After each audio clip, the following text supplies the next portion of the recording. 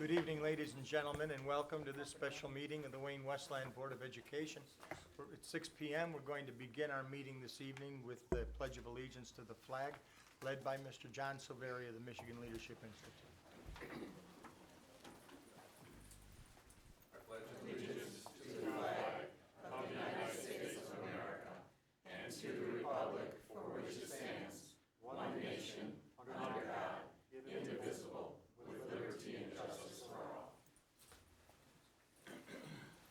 Thank you, John. Mr. Neal, call the roll, please.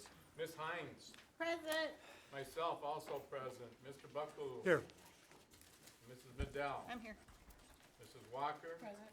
Dr. Weaver. Here. And President Cox. I am present. Let the record reflect all members of the board are seated. The next item on our agenda, 531.20, is the superintendent's selection search process. The first candidate to be interviewed tonight will be brought in by Mr. John Silveri. And gentleman is Mr. Shawn Black. Dr. Black is the Assistant Superintendent of Schools for the Detroit Public School Community District. He's making a grand entrance.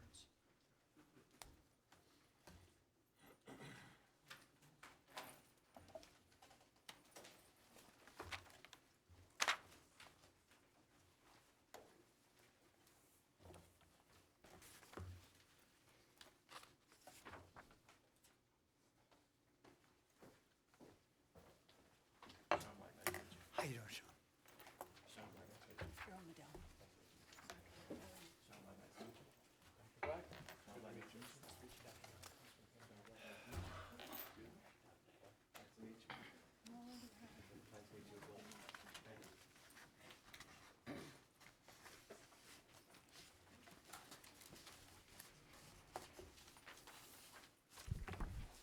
Good evening, sir. On behalf of the Board of Education of the Wayne Westland Community Schools, I would like to welcome Shawn Black to this interview for the position of superintendent. Dr. Black is currently Assistant Superintendent of Schools for Detroit Public School Community District in Detroit. I'm going to take just a moment to describe our format this evening. This interview may take up to 90 minutes, Dr. Black. There will be 21 questions from the board. Toward the end of the interview, if time permits, we will give you an opportunity to ask questions of the board and to make a closing statement. Mr. Silveri will serve as our search consultant, will keep us on track with our time. Now, audience feedback may be submitted from those in attendance on the forms located back at the lectern. We will collect these forms at the end of the interview, and each member of the board will receive a copy. Although the task of choosing our next superintendent is the responsibility of the board, we value and consider the input of our stakeholders in this process. Dr. Black, I'm going to begin the question process this evening by asking you, while we have had the opportunity to review your application materials, our audience has not, please briefly review your background and share what causes you to be interested in this position at this point in your career. Okay, first of all, I'd like to say thank you for the opportunity.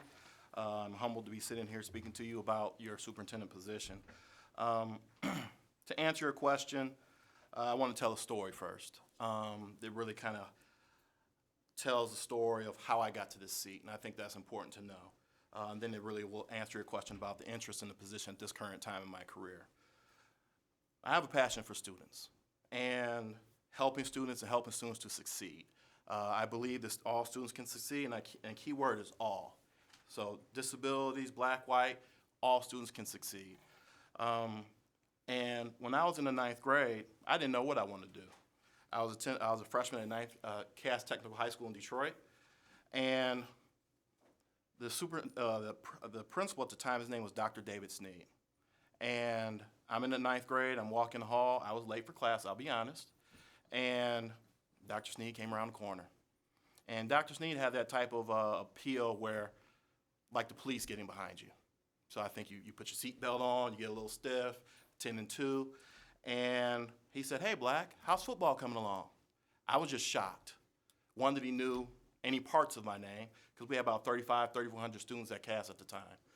And then he said, "Well, whatever you need, let me know." And then he left these words that really transformed what I wanted to do with my career and the rest of my life.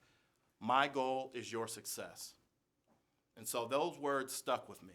And those words have driven me to the point where I'm sitting here right now talking to you about hopefully becoming your next superintendent. So he left those words, my goal is your success. And getting to talk to him a little bit more, he really expounded on what that meant and really helping students. So he was the principal at the time. He later became the superintendent of Detroit Public Schools. He was superintendent of the year in 1995, so he had a great career. But I tell that story because of the impact it had on me. And when he became superintendent, he still would visit schools, and Detroit schools had almost 200 schools at the time when he was superintendent. And he still would make those interactions with students, with teachers, with parents. And that's when I knew this is what I really want to do. I wanted to become a principal because Dr. Sneed was a principal. But then it was, I want to become a superintendent because that's what he's doing. And as I got older and talking to him more and more, it's a position where you can really have an impact on the lives of children. You may not know their names, but the decisions you make will impact them and change the trajectory of their futures. So that is what got me sold on wanting to become an educator. And the thing is, my mother taught for 40 years in Detroit Public Schools. So it was really the impact that he had on me, that one little spiel in the hallway, that really impacted my life and changed me to want to become an educator. So I tell you that story because I was teaching in Southfield Public Schools, and I'll tell you a little bit about my career, how I got here. So I taught in Detroit Public Schools, and ironically, David Sneed's college roommate was one of my mentors. His name was James Reynolds. He was a football coach at King High School at the time. And so as I go through Detroit Public Schools, Southfield Public Schools as a teacher, then kind of hit that brick wall where I'm applying for admin jobs. I'm interviewing, final, but not getting over the hump. And then I sent a letter to Dr. Sneed. He was in Waterbury, Connecticut at the time. And I said, hey, what advice you have to really get me over the hump? And he said, well, first, you have to deepen your educational knowledge. So he looked at my resume. He gave me that feedback. So at that point in time, I pursued my ed specialist at Wayne State University to learn more. And as you look at my resume, my topic was really on supervision and principal leadership, and really to know more and more about the actual work of leading a school. So that was a very great insight and advice that he gave me. And then he said, well, you have to also pursue a doctorate. And at that point in time, I'm still single. I'm dating someone that I'm married to now. And I'm like, it just really was, getting a doctorate, that's really extreme. But he really explained to me and said, if you really want to become a superintendent and you want to lead a district, your theoretical and practical knowledge has to be superior. And you have to really be able to transform things and make things where people want to be a part of what you're doing. And that's what you'll learn in a doctorate program, to overcome barriers, to improve systems and operations in the school district. So I did that, and I got my doctorate from Wayne State in 2016. My admin career, Battle Creek Public Schools, assistant principal. Then I was a principal in a charter school in Detroit. And then I was a consultant at a nonprofit called the Achievement Network. The Achievement Network is a nonprofit out of Boston, Massachusetts. And we had over, I think, 900 schools that we partnered with at that time. And that was a transformative experience as well. Because just think about being able to travel the country and see schools with no resources beat the odds, to see what best practices really look like, and not saying best practices, but actually seeing best practices with people who have no resources. And so that was a great experience. And then I would say my experience right now in Detroit Public Schools as an assistant superintendent, I'm over 11,000 students. I have 25 schools that I oversee.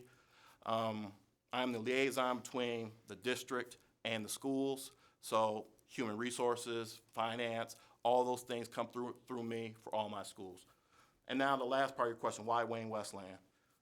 When you Google Wayne Westland, I think it's an opportunity to be someone who come to the district and help unify the district.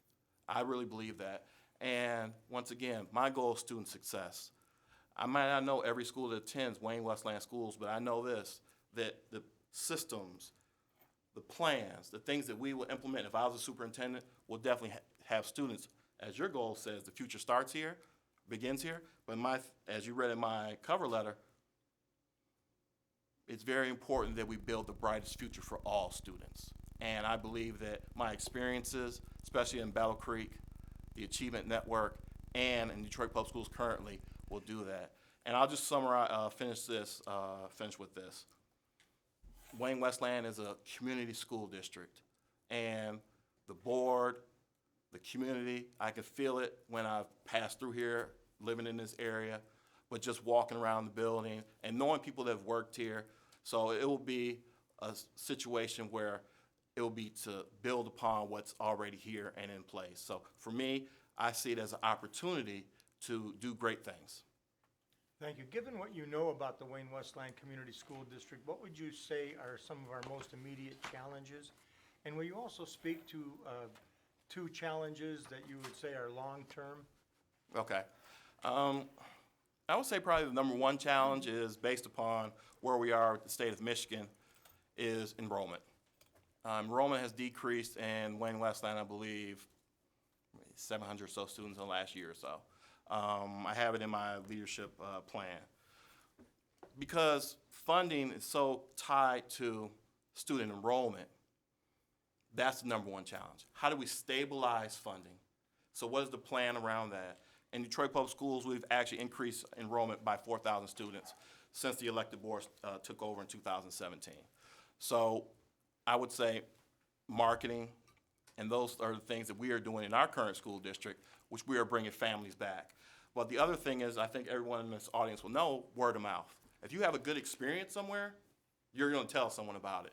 If you have a negative experience about it somewhere, you're going to tell someone about it. And the real thing we pride ourselves on in Detroit Public Schools right now under the leadership of Dr. Ph.D. is making sure that all students, all parents, all stakeholders have a quality experience. And part of a quality experience is make sure they have a 21st century education. So that's what we're doing in Detroit Public Schools. So when a parent emails me, even though I'm over principal, I respond within 48 hours. That's our district policy, that you respond to parents within 48 hours. So responsiveness is a big thing that I think is important. And so you're talking about more challenges for Wayne Westland. Student achievement. Student achievement is always a challenge. We're one of the few districts in the state of Michigan where we've outpaced MSTEP proficiency, the average, in Detroit Public Schools. And I would say that's a challenge to make sure that we trend it in the right direction, because sometimes people make impulsive decisions. Well, I had a bad experience, so I'm not going to go here. Sometimes people actually take their time to do their research. And so I always tell my principals, people will make a snap judgment about your school without even stepping foot in it. They'll go on the website and they'll look at the test scores. And they'll say, well, the scores are low, I guess I'm not going to send them there. Or there are a lot of suspensions, I'm not going to send them there. So we have to make sure we're doing things to make sure that our data is trending in the right direction. So that's, once again, with systems and processes to improve those things. Did you want three, or did you want just the top, in my opinion? Just a couple. I was looking for a couple long-term challenges that you thought. Oh, so definitely enrollment, because that's tied to money, to budget, and the quality of program you can have in the district. And then also student achievement, because once again, if it trends in the right direction, people start to come here because they can look on a dashboard and they'll make snap decisions about where they're going to send them. But also I'll say in this district, one thing to really think about would be a real strategy around the schools of choice program. How do we get kids to choice in? We have more students in this district choicing out than choicing in, so we have to make sure that we have a strategy to try and bring those families in. So I would say if we want to go to the top three, but those two, of course, are tied to enrollment and funding, and then also perception, but the big thing is student achievement. If I send my kid to Wayne Westland schools, will they get a quality education, or as I like to say, will their experience here change the trajectory of their life? And so that's what, if I was the superintendent, I would really design plans and design everything around making sure that we change the trajectory of students' lives once they step foot on our campuses. Thank you. You spoke about stakeholders. Will you talk about how you would go about uniting district stakeholders and getting them to work collaboratively and cooperatively with one another? And will you also speak to how your particular background and your skills will help you accomplish this successfully? Okay, so I didn't mention this experience. I was an assistant superintendent in Van Dyke Public Schools, And one of the things that I was really responsible for in that experience was community engagement. And we had a community engagement at our elementary school, and we have 5 schools in the district, and we have 3 schools on really the same plot of land. And so what we decided to do is have a family fun night. And that family fun night brought in that parents that actually signed the register, 423. So we really brought it in. So we had cornhole, we had all types of games and activities. So it's communication about having an experience in the school, I would say, that's non-adversarial. We bring you in, we tell you about our school, what our programs, what we can do for your kids, how we want to help and support your kid grow and develop. So it's communication, it's inviting people in, but it's also providing support. That's the big thing that we're doing in our school district. Since you mentioned it, in our school district, we have a parent academy where we work on everything from taxes to whatever parents we think need to be successful as they work with their students. I know we might have some people in the audience who might have had some experience with Common Core math. Those are some of the things that we work on with our parents, so they don't feel frustrated, so they can at least can help their children at home with math. So to bring stakeholders together, in my experience, always have a fun event, have something to bring them together, but also if you want to bring stakeholders together, you have to celebrate. I truly believe in positive praise. There's a research study called the Hawthorne effect, and people really feel good when they have praise. Dale Carnegie mentions in his book as well. If you praise people, if you really congratulate them, and mom or dad, you're doing a great job. So I think it's bringing people in so they can hear, oh, your son is being suspended. Your daughter is being suspended. So if you want to bring stakeholders in, you have to bring them in more than for those type of situations. It has to be positive, they have to be interactive, they have to be beneficial. But that's kind of where I would say, how do you bring them in? Bring them in along those lines, where it's something positive, because you build a relationship, you're going to build trust, and then once you have those things, most parents will really follow along with whatever you're trying to do in the district. Thank you, sir. I'm going to pass it over to the Board Vice President, Dr. Weaver. He's going to ask you questions relating to district relations. Dr. Weaver? Thank you. Good evening, Dr. Black. Good evening. Relationships are vitally important to this Board of Education, in-school stakeholders as well as community. Share with us, if you would, how you've gone about building and maintaining successful relationships with a diverse group of district stakeholders. Okay, well, as an assistant superintendent, I'll just talk from that lens. Well, let me go back. When I was at the Achievement Network, we were partnered with schools. They paid a contract, and we serviced the school. So there's no supervisory role in that. So for me to go into school and to have a principal listen to my advice on, I think you should do this around student achievement, around data analysis, you have to build a relationship. So I believe my skills around building a relationship is being open, honest, transparent, and just being someone that you can relate to. It's hard to talk to people when they don't feel that you're listening or you don't value what they're saying. So building relationships for me is around those things. And it really started at the Achievement Network because I had to build relationships with principals that I did not supervise. Now, if I fast forward to my current situation, building relationships, especially with parents, and even parents who are upset, it really starts with listening. I understand why you're upset. I understand. But being able to articulate what's wrong or what's right, but also being able to say how we're going to move forward, but also the big thing is how we're going to provide support. That's the big thing that we have in our district is support, whether it's employees, whether it's parents, whether it's students. Just support is big in our district, I guess, compared to maybe previous administrations.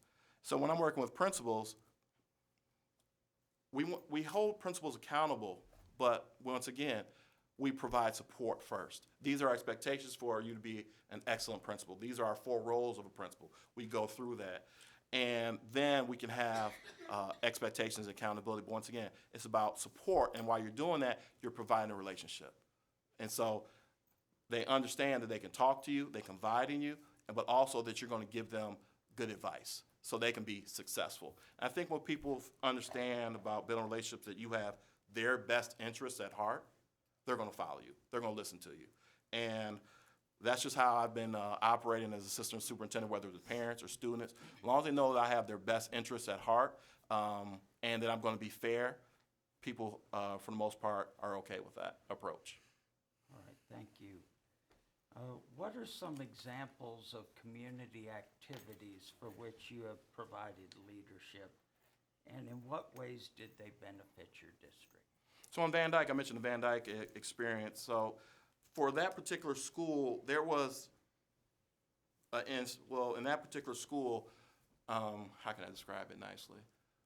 Parents were kind of upset when they would come to school, usually because they are called to school for something that's not so good. So we decided to have it at that particular school because that's where we had the most instances of parents who were really upset. And I think that instance really started to build bridges. They started to see the school in a different light.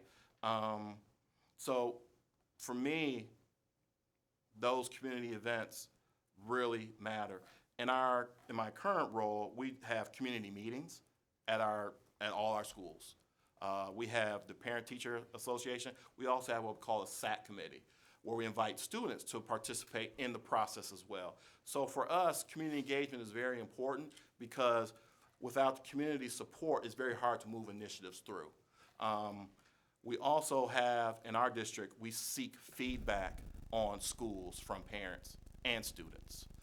So we understand what's going on in the schools from their perspective, but also what can we change and make better. So right now, currently, I'm facilitating the survey process in my 25 schools to make sure that it's done correctly, but also that enough parents are involved because we have a certain threshold to make sure that we have enough parent voice that it makes it a valid survey score. So those are the things that we're doing around community engagement to really bring people in, those experiences I have around community engagement. But the big thing is that it's not we do a survey and then we get the results and we never speak about them again. We have a district-wide principal meeting, and at that principal meeting, we really go through the results, and we really go through, these are your areas of focus. So in my particular group of schools, we have a goal of community engagement around at 40%. So 40% of the parents have to say that they have a great community engagement. So we allocated money to that as well. So it's one thing to say we want to have community engagement, but it's another thing to not have funding behind it. So we put funding behind it as well so we can actually engage the community in different events. So those are things that we're doing, and those are things I probably would do as a superintendent because I value the input from parents, I value the input from students as well, and I value the input from teachers. They're seeing it every day, so their input informs my leadership to make good decisions.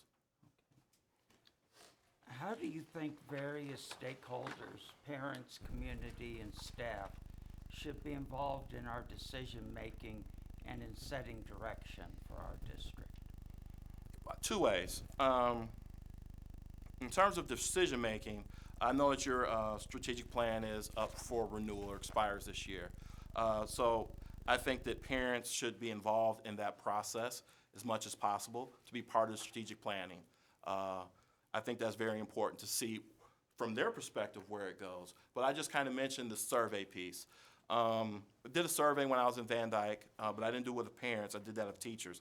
But I truly believe that the survey really gives you qualitative data that you can really analyze to say what should be our next steps, and they're informed. So when we make decisions, our strategy is informed by data. Whether it's qualitative or quantitative data, it's informed by data. It's not shoot by the hip or something that's just an opinion. It's informed by data. And then parents, teachers, students, they feel valued because you listen to them. And I think that's a big thing about leadership is you have to be able to listen. If you do not listen, it's hard to be a good leader.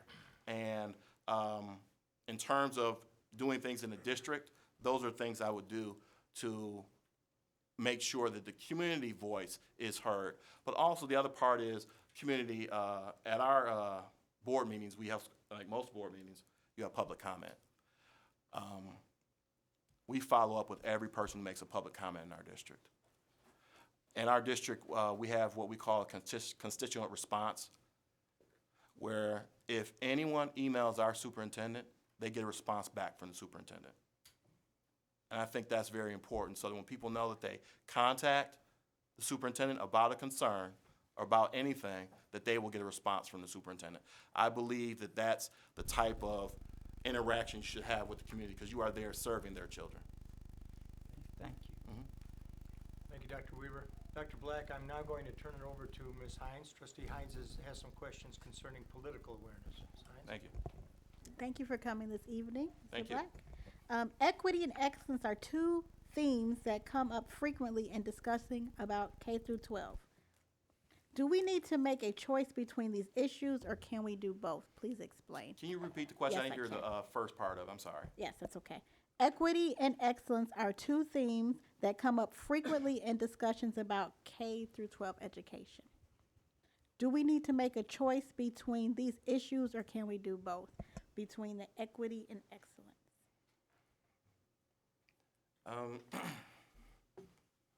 When I was at the Achievement Network and currently in Detroit Public Schools, two of our core values that are aligned are equity, advancing equity. And how do you advance equity? And to your excellence point, part of the question, it's about improving the quality of instruction.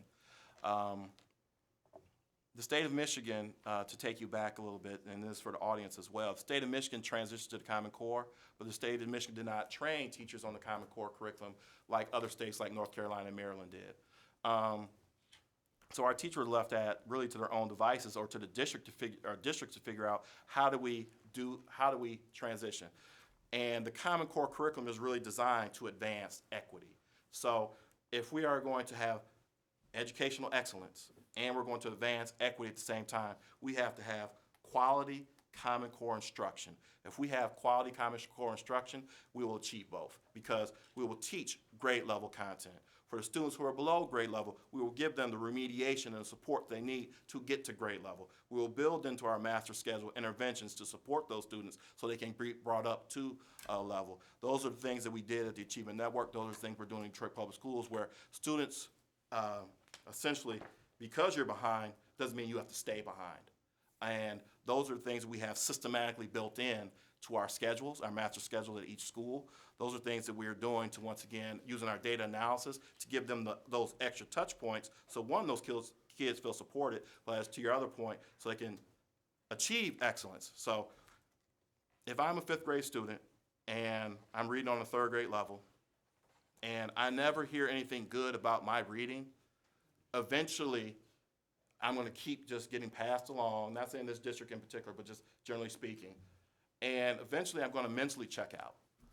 But if you provide those interventions and those supports to students, and you do the remediation as well in a systematic approach, you'll be able to raise those students' achievement level, and they start to hear, good job, you're doing great.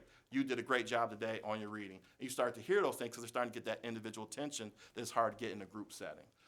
So to answer your question, it is possible to do both, but once again, the way to do it is through quality instruction, through Common Core instruction. So making sure that our teachers and our leaders are aware of the transition to the Common Core. I'll just be honest, I do not know where Wayne Westland schools are in that transition. But if I was a superintendent, that would be one of the first things I do in the first 90 days is figure out where we are in the transition to the Common Core, and then start to design a strategy around that to, once again, bring about excellence and equity in the classroom. Thank you. Next question is, what are specific ways in which our district should be helping other local districts meet their student achievement goal? And I can repeat that one more time. What are the specific ways in which our district should be helping other districts meet their student achievement goals? What can Wayne Westland do to help, for example, Garden City improve their student achievement? Did I hear that correctly? Yes. Okay. That's a very good question. I think, and with the schools of choice, I think, at least in Wayne County, Wayne RESA would be poised. So it will be more like a Wayne RESA initiative to find out where we are with Common Core instruction, around those things. Because students are transient. Students move from district to district, but if I'm confident that Garden City is doing the transition to Common Core correctly, and we're doing it, and then over here to the west, Plymouth Canton is doing it, then if kids move around, then I'm pretty sure that they have a foundation to be successful. But also, I believe if we're going to help other school districts, and the thing is, we're about student success. You could be a Wayne Westland student or a Garden City student. We want all students to be successful if we're in the business of education. It's just, I will say, having those conversations with those leaders around what they're doing and sharing best practices. I think that's important because of I will say this from my experience in the Detroit context, the transient nature. So that's why that in our district currently, we have principal meetings twice a month, so where everyone's on the same page of what we're doing. So one school on the east side is not doing differently on the west side. So we're all collaborating, make sure we're doing everything on the same page. So essentially, that would be what I would expect in this context of your question. More collaboration, more conversations, but a sharing of best practices given that students do move around. Thank you. Last question. What impact do you feel that Every Student Succeeds Act is having on Michigan school districts? ESSA has the roots of No Child Left Behind. So when I've had these conversations, especially with non-educators, I say, well, the spirit of the policy is good. It's just the implementation, is something to be desired. But also the way that they're using standardized tests, I'm not in agreement with it, but it's just the way it is. I think standardized tests should be used to inform teachers and also to let students know where they're learning, not to do anything to possibly hold them back in the third grade.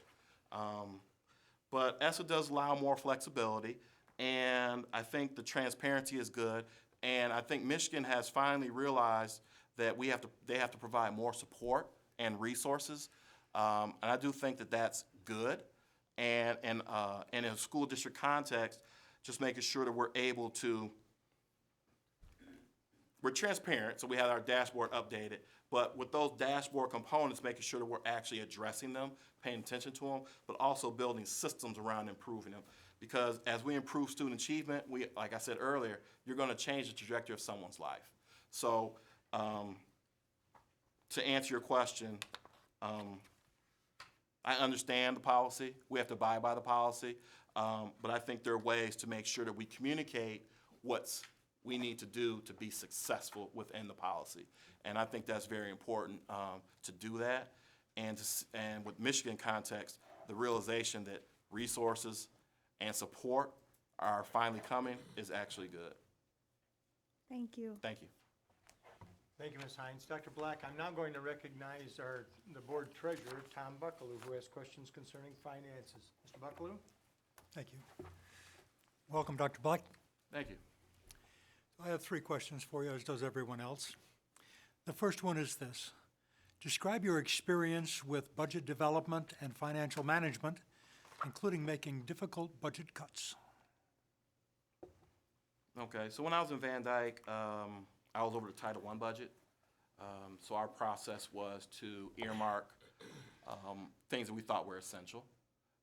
So we were faced with a $1.59 million budget deficit, and so we had to start making cuts. But our process was we earmarked the things and we put them in a ranked order.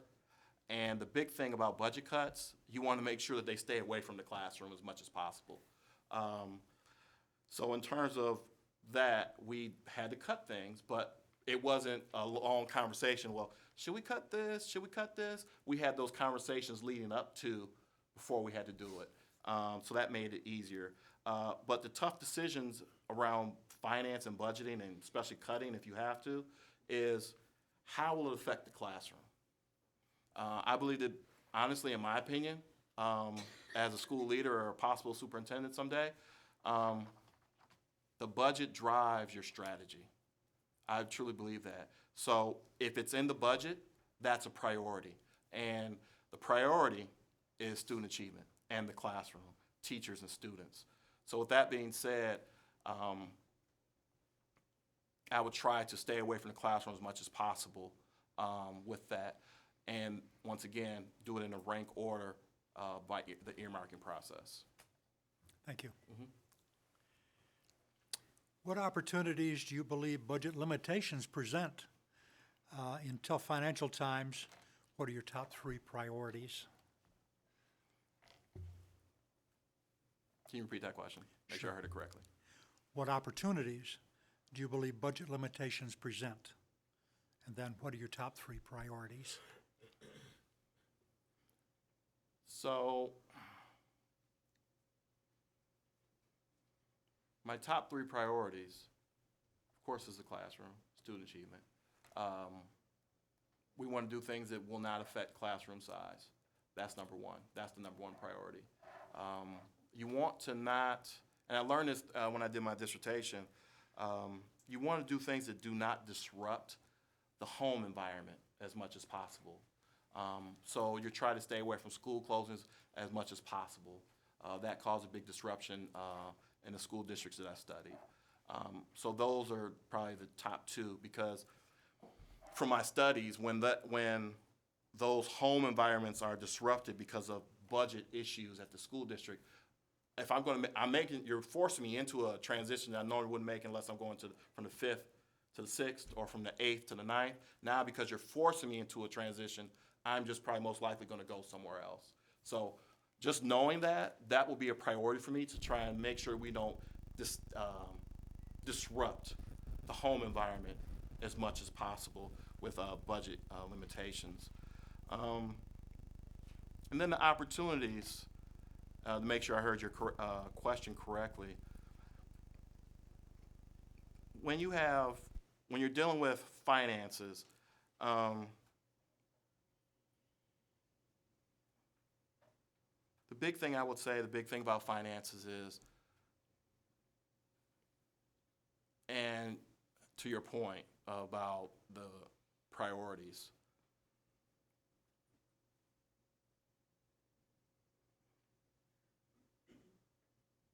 man, it's quiet in here. But I appreciate it. I would just really say, I can't really say go with a top 3. I'll just be honest with you. I don't want to just make something up on the fly. I want to make sure I'm staying grounded in research and best practices. And those are the things that will be my priorities, would be those 2. I don't want to expand and say something that I don't have the research or I haven't read up on. But I want to say something to make sure that everyone in the room especially understands. By being in Detroit Public Schools, I think everyone knows that we've gone through a lot of financial situations in the last decade or so under state control. The state of Michigan did a study in 2015, and they presented it. And I think this is something as the board that we should definitely, if I'm the superintendent, I would definitely push us to be vocal on. Per pupil funding in the state is not adequate. In this study that they published, they finished in 2015, they published it in 2016. It was a Michigan House Physical Adequacy, if you want to look it up, physical adequacy. We are not, the state is not funding us correctly.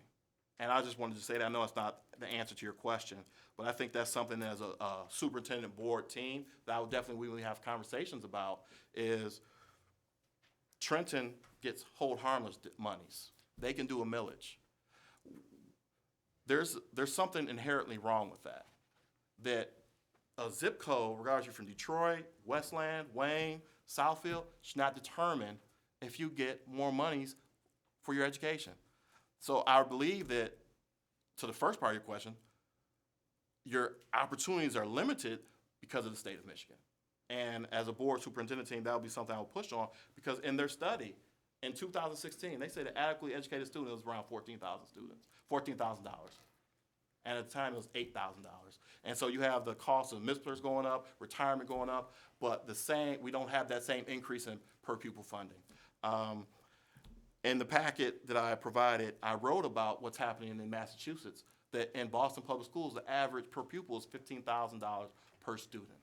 And when you have those opportunities, it's not just about having more money, but you're able to do more. And when you're in a situation where you have to do more with less, something inherently gets cut that's valuable and meaningful to someone. we would hate for someday where we have to actually talk about the William D. Forbes closing because of state funding. So that will be something that I will push if, as a superintendent board team, that what are we going to do around trying to make sure that we get equal funding in the state of Michigan. So I know that's not really to answer your question, but I just think that's something that needs to be known, that with retirement costs going up, the state of Michigan has not done their part to meet.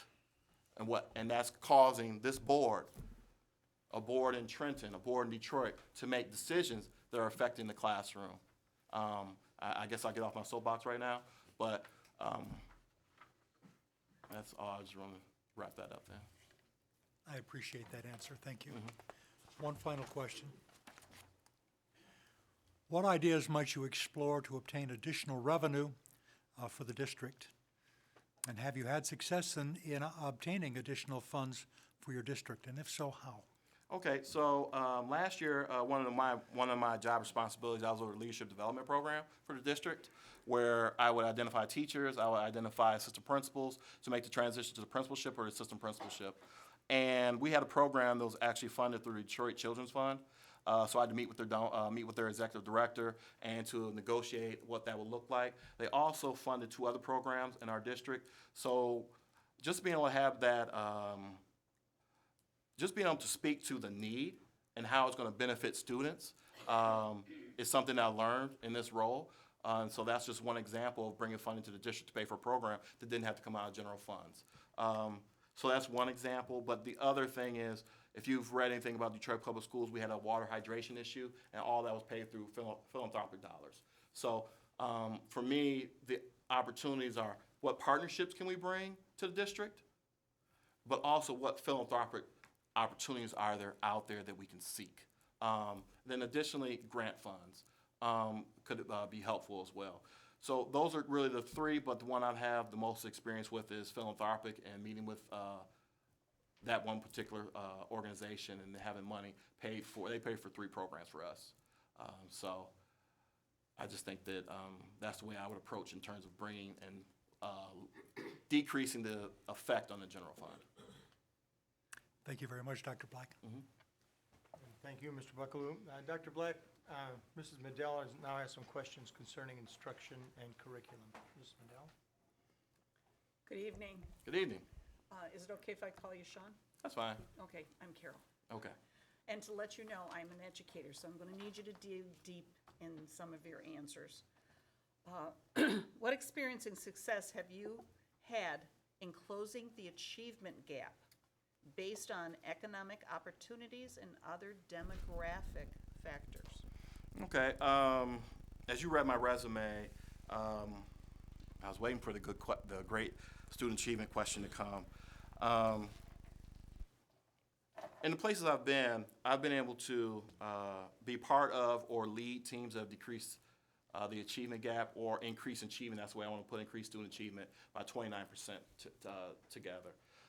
Right now, my cohort of schools are expected to beat their projections for MSTEP in ELA 3.3% and in math 2.3%.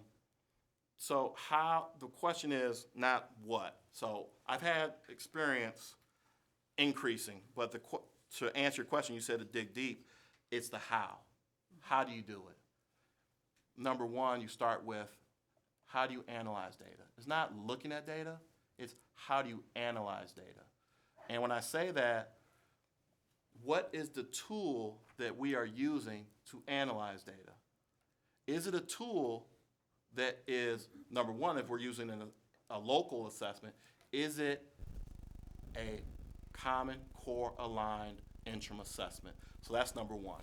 Do we have something in-house that really lets us look at how we are doing compared to the standards? So for us, and I read off my MSTEP projections because our in-house assessment does that because it's aligned to the Common Core.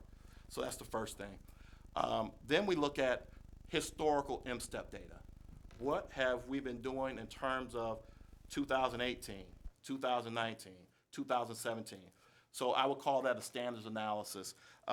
In my leadership packet, I have an example of how we go through a standards analysis where all of my principals had to do that, And for each grade level and for the school, they had to come up with what we call an instructional priority.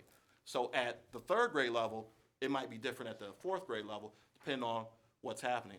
And so why do we do this? And to dig deeper, we do it because our curriculum might not cover everything.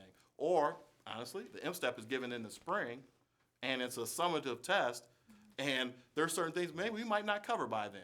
So it's really letting us know what standards we need to cover, but also it's also letting us know for students, when we get down to the student level, and our interim assessment allows us to get to the student level, what are their independent gaps? So is it phonemic awareness?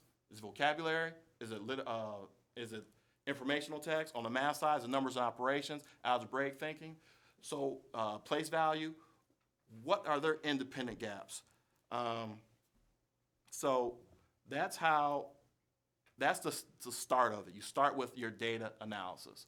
Then from there, you start action planning.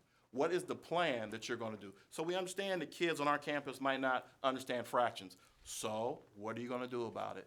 And the thing is, we have our systematic approaches where a kid will go to a certain teacher to get fractions. So it might not necessarily be your regular teacher, but this teacher is the best at teaching fractions. So this student who has issues with fractions is going to go to this teacher who is the best per the data. So it's aligning our data not just from the student end, but the teacher end. So if you're the best teacher at teaching fractions, you're going to teach fractions to the whole school, especially the kids who need it most. So we start with the action plan, and we start digging deep in that way. And then from there, you have to really look at where we are with the curriculum. Do we have a Common Core aligned curriculum? Yes, no, maybe so. But we have to make that decision. In Van Dyke, we did not have a Common Core aligned curriculum, and it showed. In Detroit, they transitioned to a Common Core curriculum, and it showed. So it's very important that we have an assessment that really gives us a progress monitoring tool. It's very important that we have curriculum that's aligned to the Common Core. And then to your point about closing the achievement gap,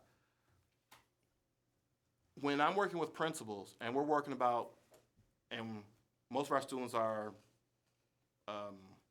free and reduced lunch, I just say what it is. It's really for them about building relationships, so they want to be in school, number one, but two, providing them those systematic interventions along the way. So how do we close the achievement gap, whether it's Achievement Network, whether it's Van Dyke for my time, or in Detroit Public Schools, it's always had the same thing, is what was that systematic approach to improving student achievement? So it's a systems approach where, well, that's how we do it, but it starts with analyzing data and really, as you said, going deep into the data to really understand it. The last part is, looking at the data, is we look at an item analysis in terms of what questions are our students not doing well on. So we can actually work with our students on those things. So we're not actually teaching the test, we're teaching so they can how to think through those questions. And then the last thing would be instruction. If you want to close the achievement gap, you really have to look at the quality of your instruction. So how are we monitoring instruction, but then also how are we coaching teachers? What supports are we giving teachers? What professional development do we have around instruction? In our district, what we've been successful on is really funding. Our goal is to improve student achievement, but the funding is there as well. So we support teachers by having a professional development to actually improve. So it's one thing to say we want you to become better teachers. It's another thing to say, oh, well, you have to kind of figure it out on your own. No, we provide all the training and support they need. The last thing would be having people who are experts speak to teachers as well. So in our district, we funded through Title I what we call training support coordinators. And what our training support coordinators do, they actually go and provide professional development on site to schools. So as we look through their data, we'll see that I have one particular school that's in my mind right now. They're having an issue with what we call small group instruction. This training support coordinator, after we had our meeting last week, she is already scheduled to go to school, should happen tomorrow, to give PD on small group instruction. So once again, they have expectation of what it is. So once again, it can help students. And the thing about small group instruction, what makes it important for our district is it's based on our interim assessment. The students are grouped in their interim assessment based on their needs. The teacher rotates on the needs, and we're able to really start to make a dent in student achievement. So I know I was kind of long-winded, but it's really analyzing the data with a real intent on developing a plan to be successful. And the last part is, and I'll go back to instruction. If we want quality instruction, we do have to understand, this is any district, especially in the state of Michigan, what Common Core instruction is, especially in math, because when we were growing up, we were taught math one way. It's called procedural math. Now, math is more conceptual. And when we were taught math, we were taught the tricks. I still don't know why we flip fractions. I don't. It's just they told us to flip fractions. But we, as a district and at the Achievement Network, we made it very intent to work with our school leaders and our teachers on understanding how to teach in the Common Core, how to teach aligned to the three aspects of rigor, especially in math. And I think those are things that if you want to close the achievement gap, it really helps you to do so, because you're doing it in a real systematic way to support students. You're analyzing the data where you know exactly what you do, so you're not all over the place. But you also have the tools to support what you need to do it where you're efficient at doing it, and you're not, once again, wasted time, wasted movement, wasted energy. So I know that's long-winded, but that's something I'm passionate about, because I have that conversation with principals every day about where are we at, let's pull your data up, what are we doing in this classroom, what's the plan? And as you go through the leadership packet, you'll see there's a spreadsheet, and being able to have principals really calibrate on their walkthroughs where they are. So where are you with these different aspects of instruction? Are your teachers giving feedback, yes or no? What's the quality of the feedback? What's the quality of student work? So those are the things that we're doing in our district that if I was a superintendent, I would bring to this district to, once again, make sure that we're all working in bringing a synergy to improving instruction, but also the funding to make sure that whatever supports teachers want, they get. But also the last part is listen to teachers as well. Teachers have a voice. What do they think that they need to be support or to make improvement or to grow? So that'll be the other part of it too. Will be a survey of teachers. What do you think you need to improve the quality of instruction in your classroom? So that will be the last part. Thank you, Shawn. Please give us examples of educational change or reform you have initiated in your current and previous positions that have led to improvements in student learning.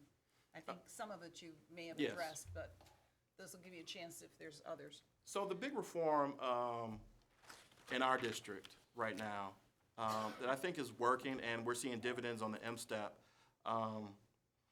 is the funding of positions that really support teachers.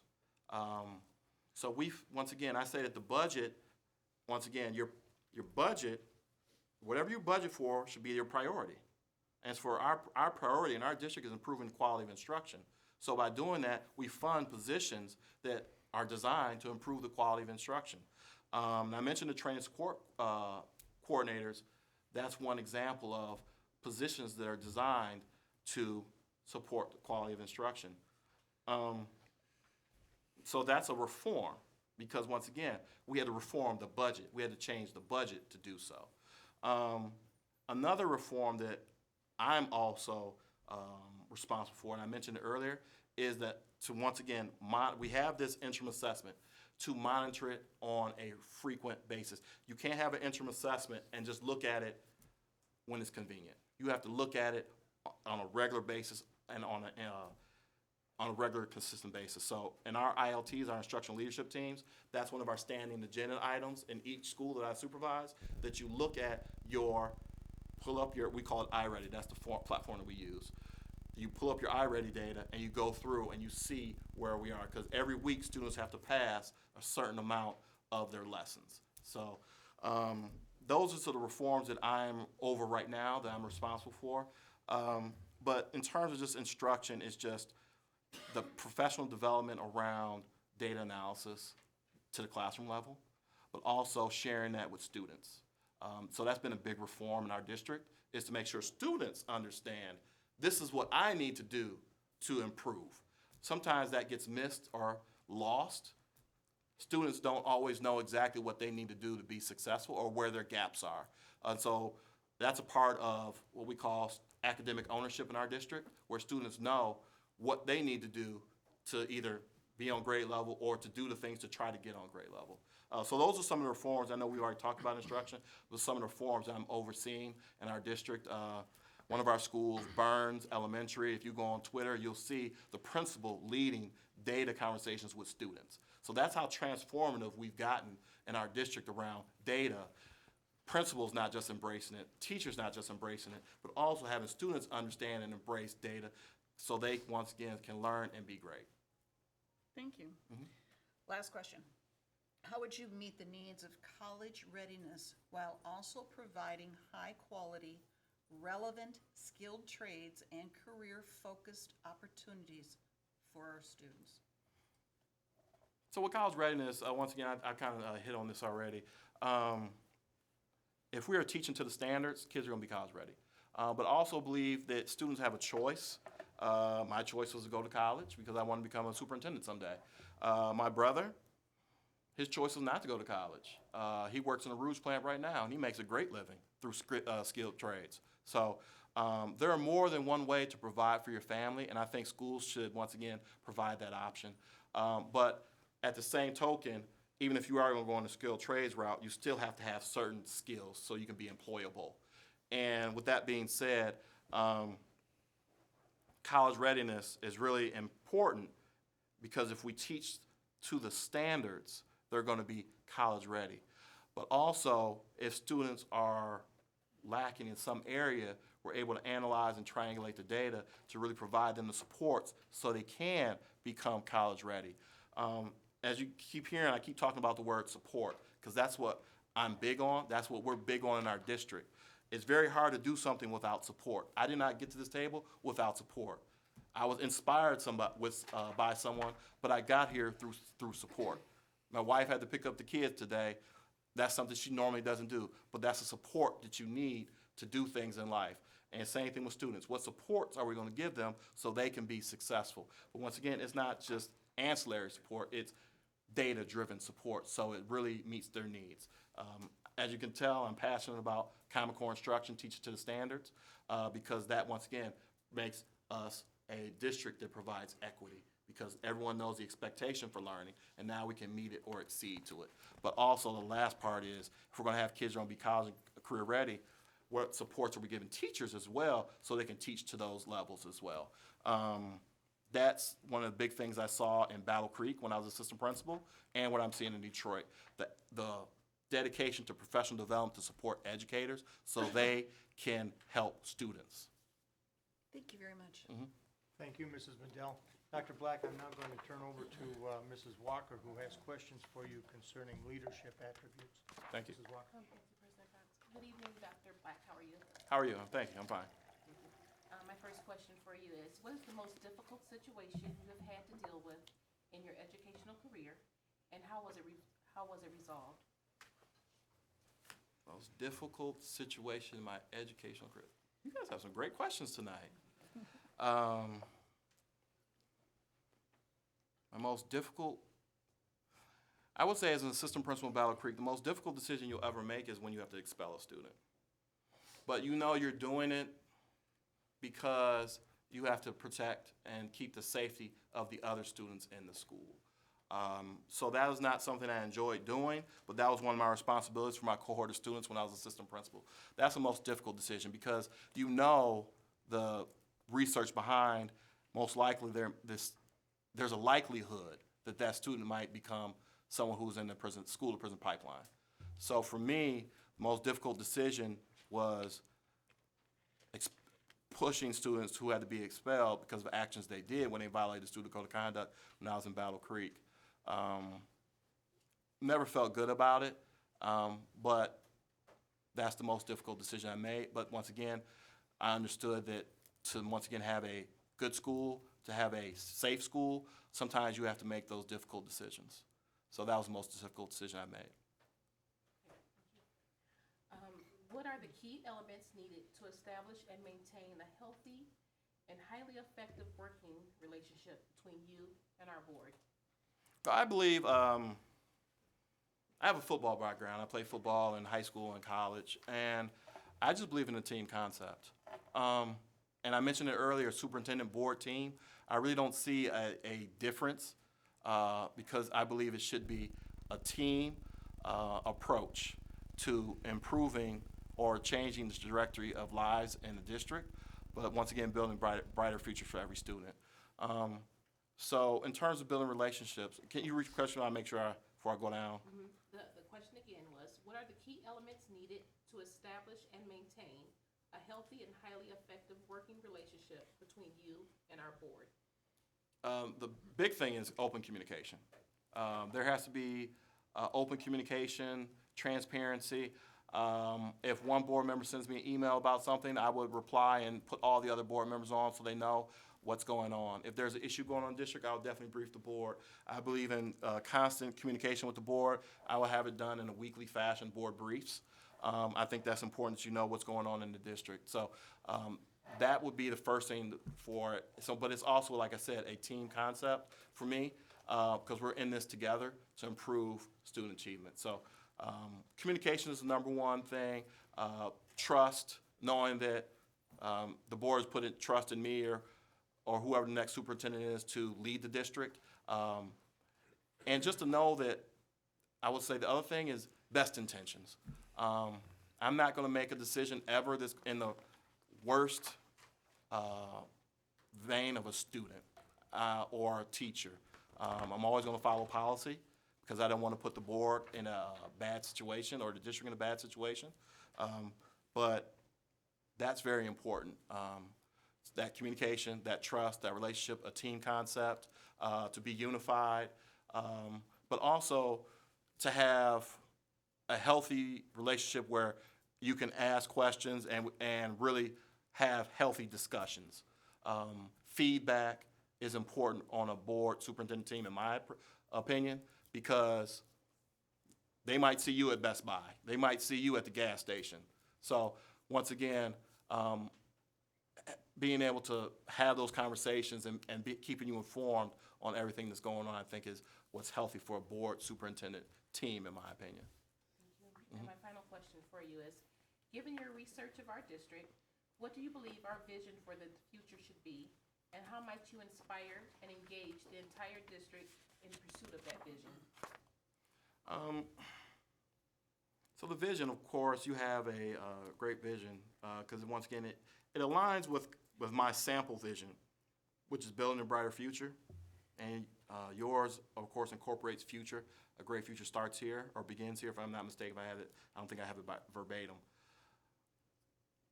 It's about student success. A great vision for any board, for any school district, is about student success because that's what we're in the business of doing. If we are at Ford Motor Company, it'll be making a profit or selling cars. That would be our vision. How do we sell more cars? But in this educational context, what can we do to build a brighter future for the students who come to our district? How can we make their experience a success? How can we attract other students to our district through what we're doing currently? I think that is the vision that, in my opinion, I think that would be the vision.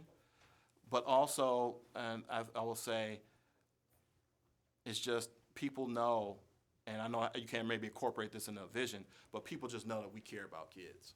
I think that's a big thing, that people know that if they go to Westland schools, oh, they care about your kids. They really care about your kids, and they care about what happens to your kids. They care about the outcomes. Those are the things, I think, that really make a difference in terms of the vision that you have for the district, that people see, people can feel that it's different here. Oh, they really care. She called about homework, or they called to say, good job. And those are the things that I would push as a superintendent would be, how are we communicating with families? We're talking about vision, but how are we communicating with families where it's not adversarial? Are we saying good job? Are we acknowledging things? Because studies show when you do those things, productivity increases. So what are we doing? So that's the vision I would have for the district, is celebrating student success, but also having people know that you're going to have a great experience here. So that's the vision that I would have for the district if I was the superintendent. Thank you, Mrs. Walker. Dr. Black, I'm now going to recognize Secretary Mark Neal, who has questions for you concerning staffing and personnel issues. Okay? Thank you, President Cox, and good evening, Dr. Black. Good evening. Could you please describe for us your most successful experience in building a high-performing work team? Building a high-performing work team. Well, I would just say, honestly, in my current position, I have 25 principals that I supervise. And when I say that I had one this morning that texted me that said, I'm sick, but I'm coming to work anyway, it just shows the dedication that my team has. But she already received a text from me saying that, okay, if you're going to be out, I'm going to go to your school and start the day for you. So I just think that if you want to have a good work team or good managed employees, they have to know that you have a genuine interest in their lives. I have 2 principals going through divorces right now, and I knew not to press too hard on those principals because that might break them. I knew to treat them like real human beings because they're going through extraordinary circumstances right now, and just to support them through this. And I just think that's how you that's how you manage a good team. Leading into this, once again, I have 25 principals, and we have a group chat that we have. And someone put on the group chat, congratulations, Dr. Black, do well tonight. And then I would say all but maybe one, and I know she's sick. There's another principal who's sick. Everybody else said good luck. The shirt I'm wearing right now was purchased through a gift card they got me for Christmas. So it's, once again, if you treat people a certain way, they'll respond. But, and I know in this business, you have to hold people accountable, but you can't do it if you don't provide support first. So you take a genuine interest in people, and that goes back to Dale Carnegie's book. You take a genuine interest in people. You have conversations. I don't always start with, how many suspensions do you have right now? I never do that. How are you doing? How was your weekend? I really want to make sure that they're okay. How are they doing? And then we could talk business or shop afterwards. You have to be able to do that as a leader. I don't think people will follow you if they feel that you are someone who's like this on them. They need someone who they can actually talk to, someone they could confide in, but also someone that they know has their best interests at heart. I know I've mentioned that several times, but I want you to know that's just how I operate. I will operate with the best interest, not just with the principals I'm working with, but the kids they are charged with leading. So that's just how I am, what's in the best interest. And if you look through my leadership plan, I have a student first approach. What's in the best interest of students? What's in the best interest of our principals? What's in the best interest of our district? So for me, it's, once again, being real clear that I care about you as a person, and I want you to do a great job as a principal. So that's how I manage, and really setting up expectations. So, but also the support so you can meet those expectations. It's hard to meet expectations without support. Thank you. Now, Doctor, how would the president of your teachers union describe you? Oh, okay. So if you look at my leadership plan to today, it might change tomorrow, never know. I've had 0 grievances filed against me in my career as an educational leader. 0. How would he describe me? We've only had like maybe 3 or 4 interactions, so I really don't know what he would say, to be honest with you, but they were respectful interactions. I did see him at our city championship game at Callahan Hall on UAD's campus. He spoke to me. You know, sometimes when you see people at work, sometimes some people do like this, like they don't see you. He didn't do that. So I would say that maybe he would say that I'm fair. And that's the only thing. When you're dealing with union issues, and most of my union issues I deal with are employee discipline, long as they know that you're fair, that's all that matters. Going back to Battle Creek, when I had to deal with union issues, you treat people with dignity and respect, but you're fair. You don't have to demean them. You don't have to demoralize them. Just treat them like people and just let them know this is why it's happening. We have to go this route because you broke this policy. Or this is what happened to this student because of negligence or something like that. But you treat people a certain way. You treat them with dignity and respect. So to answer your question, I don't know really what he'd say, but the way I operate, so I want this board to know, I treat people like people. I treat them with respect and dignity. I don't let a title, whether it's Ph.D. or superintendent or assistant superintendent, get to my head. I'm a person first and foremost. And I want to be treated the same way that you most likely want to be treated. Do unto others, you have them do unto you. That's how I operate when I'm dealing with union matters, and that's how I've operated with union matters in Battle Creek and in Detroit. Very good. And last question for me is, what would you suggest in terms of a comprehensive professional development plan for our educators? And specifically, what would be the key priority area as well as the delivery system? Okay, so it will start off with we need some type of data to inform what the PD would be. So when I was in Van Dyke, I did a survey and when I first got the job of the teachers to see what they wanted to do, and that's what we did because they said that they needed help with classroom management. So we did classroom management PD going into that next school year. So it will have to be data informed. So I would probably survey teachers, starting there, get that qualitative data. They're in the classroom every day. I am not. What do you think would help students most? And give them a voice. Because then that way there's more buy-in and they're going to take it more seriously when it happens. It wasn't you were professionally developed. You actually went to professional development if you get the difference in the statement. So sometimes people are like, you're making me go to this? Now I want to go to this because I know it's going to benefit my practice.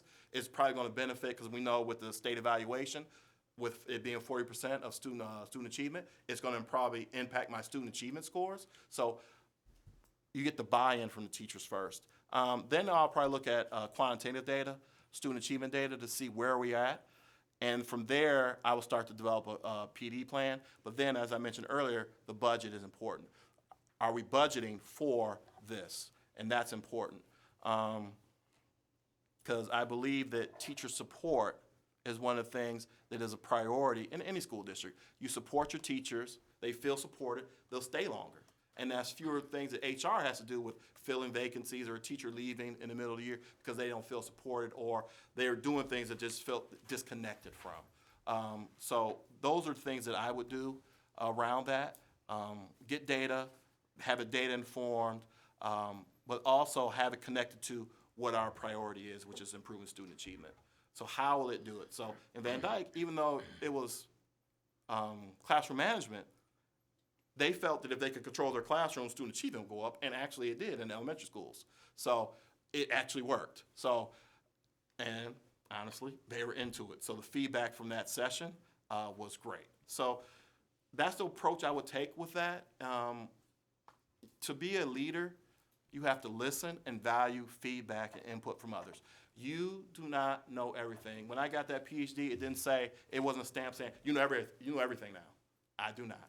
I do not claim to know everything. But I do claim to find and seek the right answers to support educators so they can support teachers better. Thank you, Doctor. Mm-hmm. Thank you, Mr. Neal. Dr. Black, you've been answering questions for an hour and 15 minutes, so thank you. Oh, thank you. We do have some time. If you have any questions for the board, we have some time for that. Or if you have a statement that you'd like to make in closing, we have time for that. Well, at this time, and the audience doesn't have it, but if you could turn to page 4. I didn't really talk about this in the interview, but if you look at building number 5, I think that's something that I want to draw attention to because I think that was something that's important. Looking at the inputs versus outputs and seeing that what are we investing in and what are the outputs, what are the returns that we're seeing on what we're investing in. I think that's important for For someone the coming. benefit of the audience, I'd like you could either read that, Okay. that point. Okay, so in my leadership plan, I have number 5, analyze and increase the efficiency of expenditures versus outcomes, i.e. inputs versus outputs. And I think that's important for anyone coming into the superintendency, is to know, what are we putting our money into and what are we getting out of it? How is it benefiting, once again, students? I think that's very important.